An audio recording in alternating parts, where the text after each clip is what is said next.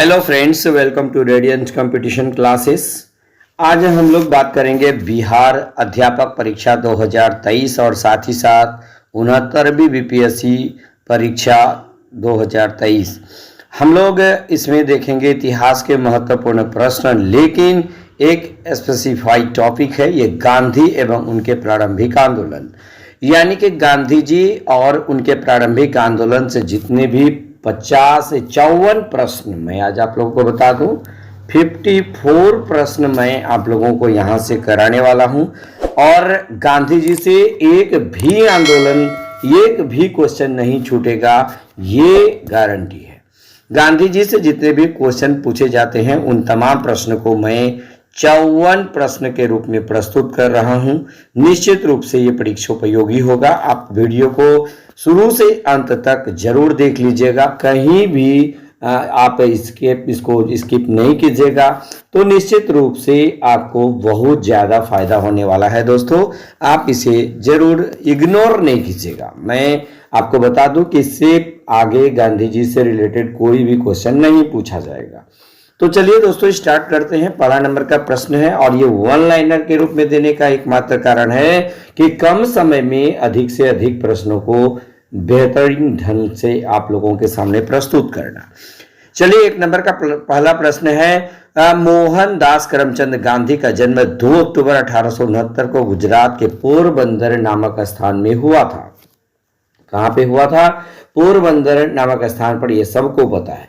दूसरा नंबर देखिए, महात्मा गांधी का 13 वर्ष की उम्र में ही कस्तूरबा गांधी के साथ विवाह हुआ था। ये इंपॉर्टेंट बात है। उसके बाद देखिए, महात्मा गांधी के पिता करमचंद गांधी पोरबंदर, बंकानेर और राजकोट राज्यों के दीवान थे।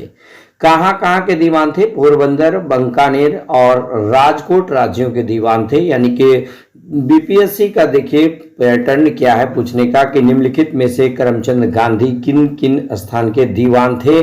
तो तीनों जब तक आप याद नहीं रखिएगा तो निश्चित रूप से फंसने के चांसेस ज्यादा है। इसलिए याद रखिएगा, महात्मा गांधी के पिता करमचंद गांधी पोरबंदर, बंकानेर और राजकोट राज्यों के दीवान थे।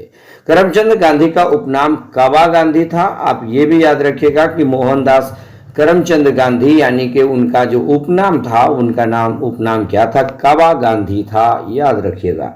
उसके बाद चलिए देखते हैं 5 नंबर का सवाल। कह रहा है क्या गांधी जी ने दक्षिण अफ्रीका में 1894 में नटाल इंडियन कांग्रेस की स्थापना की थी। यानी गांधी जी ने दक्षिण अफ्रीका में 1894 में नटाल इंडियन कांग्रेस की स्थापना की थी। आपको पूछा जा सकता है कि नटाल इंडियन कांग्रेस की स्थापना कब किया गया था? तो 1894 में किया गया था। 6 नंबर का सवाल देखिए, दक्षिण अफ्रीका में ही उन्होंने टॉल्स्टॉय फॉर्म की स्थापना भी की थी। उसके बाद देखिए 7 नंबर, दक्षिण अफ्रीका में उन्होंने इंडियन ओपिनियन नामक अखबार निकाला जो गुजराती, हिंदी, तमिल और अंग्रेजी में प्रकाशित होता था। इंडियन ओपिनियन बार बार पूछा जाता है कि कहां पर, किनके द्वारा निकाला जाता था? तो महात्मा गांधी के द्वारा। कहां पर? दक्षिण अफ्रीका में। कितनी भाषाओं में दोस्तों? तो 4 भाषाओं में। कौन कौन? हिंदी, तमिल और अंग्रेजी और गुजराती। ये 4 भाषाओं में जो है ये इंडियन ओपिनियन नामक अखबार दक्षिण अफ्रीका में निकाला जाता था। 8 नंबर का सवाल देखिएगा, महात्मा गांधी ने फिनिक्स फॉर्म नामक एक आश्रम डरबन, साउथ अफ्रीका में 1904 में स्थापित किया था। ये भी बहुत इंपॉर्टेंट है कि फिनिक्स फॉर्म यानी फिनिक्स आश्रम की स्थापना साउथ अफ्रीका के डरबन में कब किया गया? महात्मा गांधी के द्वारा 1904 में किया गया। 9 नंबर देखिए, फिनिक्स आश्रम को 27 फरवरी 2000 को दोबारा खोला गया था, याद रखिएगा। उसके बाद देखिएगा, फिनिक्स महात्मा गांधी द्वारा स्थापित प्रथम आश्रम था। यानी फिनिक्स महात्मा गांधी द्वारा स्थापित जो है ये प्रथम आश्रम था। 11 नंबर देखिएगा, गांधी जी के विचारों में आदर्शवाद के स्थान पर व्यवहारिक आदर्शवाद पर अत्यधिक जोर दिया गया था। आप इसे भी नोट कर लीजिएगा। 12 नंबर देखिए, सत्य तथा अहिंसा गांधी जी के रामराज के युगल सिद्धांत थे। यानी सत्य और अहिंसा गांधी जी के राम राज्य के युगल सिद्धांत थे। 13 नंबर देखिएगा, गांधी जी ने लुई फिशर से स्वयं कहा, मैं सच्चा समाजवादी हूं, मेरे समाजवाद का अर्थ है सर्वोदय। मेरे समाजवाद का अर्थ क्या है? सर्वोदय है। गांधी जी के समाजवाद में मार्क्सवाद की भी झलक मिलती है। याद रखिएगा। उसके बाद गांधी जी के सत्याग्रह रणनीति में हड़ताल को सबसे अंतिम स्थान प्राप्त था, जबकि उपवास को गांधी जी सबसे अधिक प्रभावकारी अस्त्र मानते थे और उन्होंने इसे अग्निबाण कहा था। ये भी बात आप अच्छी तरह से नोट कर लीजिएगा। उसके बाद देखिएगा 16 नंबर का सवाल है, गांधी जी ने सत्याग्रह सिद्धांत में सत्याग्रही का उद्देश्य शत्रु को पराजित करना नहीं है, बल्कि उसका हृदय परिवर्तन करके उसे अपने अनुकूल बनाना है। 17 नंबर में देखिएगा, गांधी जी ने परिवार नियोजन हेतु सर्वोत्तम उपाय आत्मनियंत्रण को बताया था। 18 नंबर देखिएगा, गांधी जी 24 वर्ष की उम्र में 1893 ईस्वी में गुजराती व्यापारी दादा अब्दुल्ला का मुकदमा लड़ने के लिए दक्षिण अफ्रीका यानी कि डरबन गए थे। गांधी जी अफ्रीका में लगभग 21 वर्ष तक रहे थे। महात्मा गांधी 9 जनवरी 1915 को भारत लौटे थे। उसके बाद देखिएगा 21 नंबर का सवाल, इसमें कह रहा है कि भारत आने पर उनका संपर्क गोपाल कृष्ण गोखले से हुआ, जिन्हें गांधी जी ने अपना राजनीतिक गुरु बनाया। उसके बाद महात्मा गांधी ने सर्वप्रथम 1901 में आयोजित कांग्रेस के कलकत्ता अधिवेशन में भाग लिया था। 1901 के कोलकाता अधिवेशन में गांधी जी का दक्षिण अफ्रीका पर प्रस्ताव भी पारित हुआ। इस अधिवेशन की अध्यक्षता दिनसा वाचा ने किया था।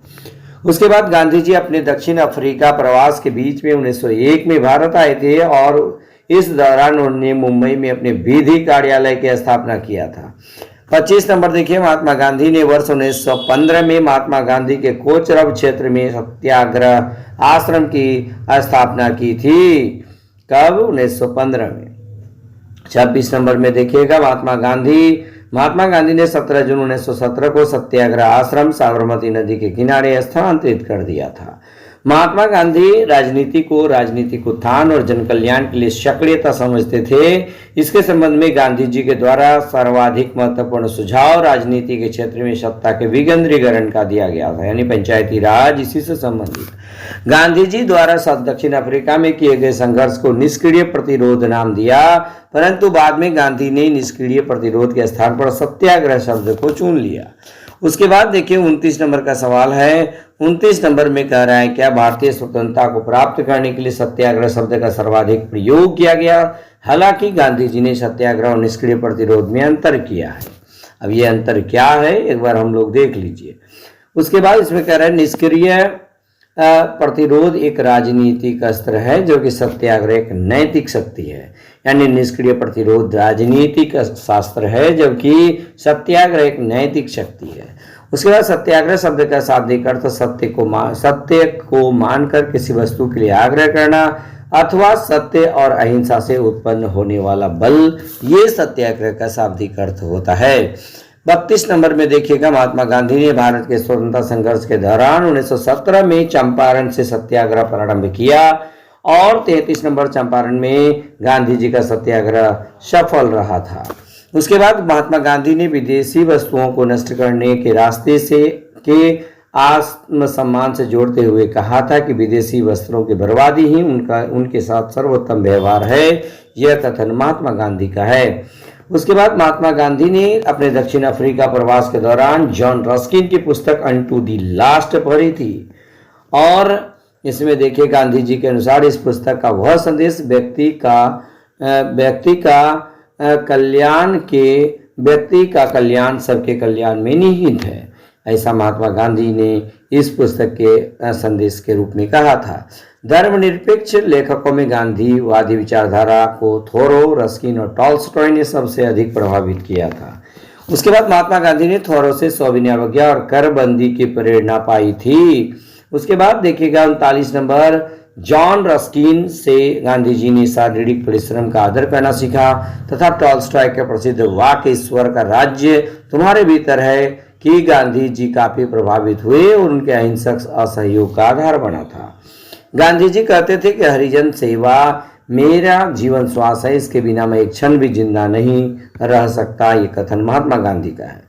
41 नंबर में देखिए 1917 और 1918 के आरंभ में गांधी जी ने 3 संघर्षों, चंपारण जो बिहार में है, अहमदाबाद और खेरा जो गुजरात में है, इन तीनों आंदोलन में हिस्सा लिया था।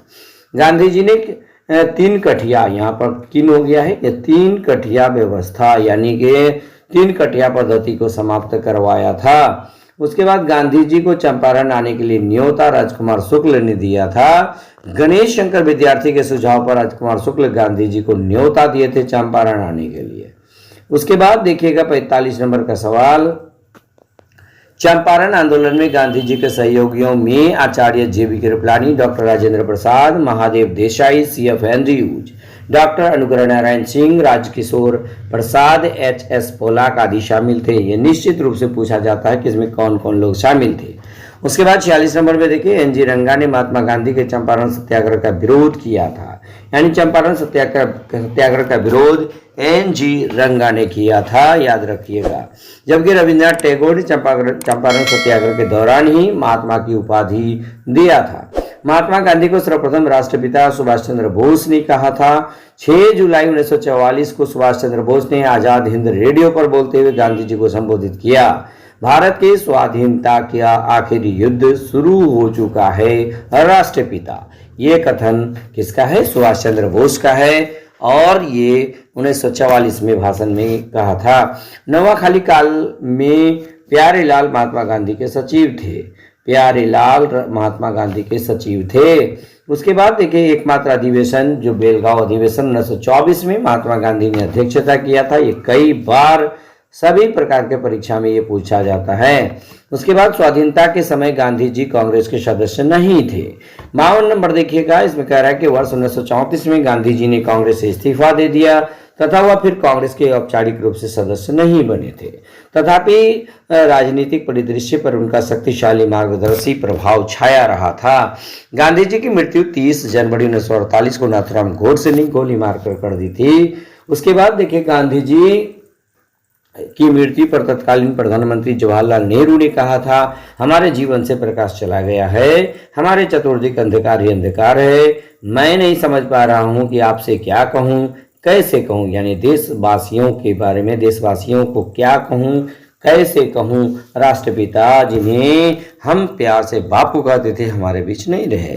यह संदेश देने में असमर्थ रहे थे कौन? पंडित जवाहरलाल नेहरू, जो पहले प्रधानमंत्री थे, तत्कालीन प्रधानमंत्री थे। तो इस प्रकार दोस्तों, महात्मा गांधी से संबंधित सभी प्रश्न आपके समक्ष में एक वीडियो के माध्यम से प्रस्तुत कर दिया और आप ये देख पा रहे हैं रेडियंट कंपटीशन क्लासेस के सौजन्य से। अगर हमारा यह वीडियो आपके लिए यूजफुल हो तो निश्चित रूप से आप इसे लाइक, शेयर और कमेंट जरूर कीजिएगा।